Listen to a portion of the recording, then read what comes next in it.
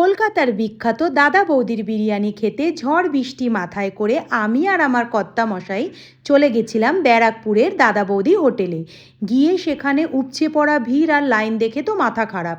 এদিকে হাঁড়ি হাঁড়ি বিরিয়ানি নিমিষেই খতম হয়ে যাচ্ছে। খিদের জ্বালায় অবস্থা কাহিল, আর এখানে এত সুন্দর বিরিয়ানির গন্ধ। লাইনে দাঁড়িয়ে সত্যিই অবস্থা খারাপ। যখন আমাদের ডাক এলো মনে একটু স্বস্তি এলো যে এইবার ফাইনালি আমরা খেতে যেতে পারবো। আর এই আউটলেটটায় আমরা প্রথমবার এসছি। এখানের ঝাঁ চকচকে ইন্টেরিয়ার দেখে আমাদের পুরো মন ভালো হয়ে গেল। এর আগে আমরা এসছিলাম দাদা বৌদির অন্য আরেকটা আউটলেটে, এই আউটলেটে প্রথমবার।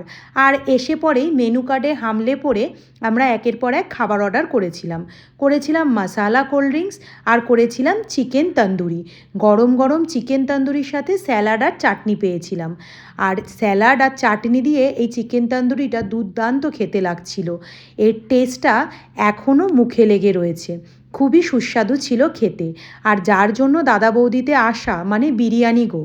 হ্যাঁ, এত বড় মাটনের পিস আর এই এত বড় আলু দিয়ে আমরা নিয়েছিলাম স্পেশাল মাটন বিরিয়ানি, যার টেস্ট ছিল অতুলনীয়। আর দাদা বৌদির মতো বিরিয়ানি কোথাও বানায় না, যার জন্য দাদা বৌদির টেস্টটা অন্যরকমই রয়েছে। আর এখানে আসবো ফিরনি খাবো না সেটা কি হয়, শেষ পাতে নিয়েছিলাম ফিরনি, যার টেস্ট ছিল দুর্দান্ত। আর কি খাওয়া দাওয়া করে এবার বাড়ি ফেরার পালা। তো তোমরা জানিও কারা কারা দাদা বৌদিতে বিরিয়ানি খেয়েছো। আমার তো প্রথমবার ছিল, তাই এক্সাইটমেন্টটা চরম ছিল। টাটা।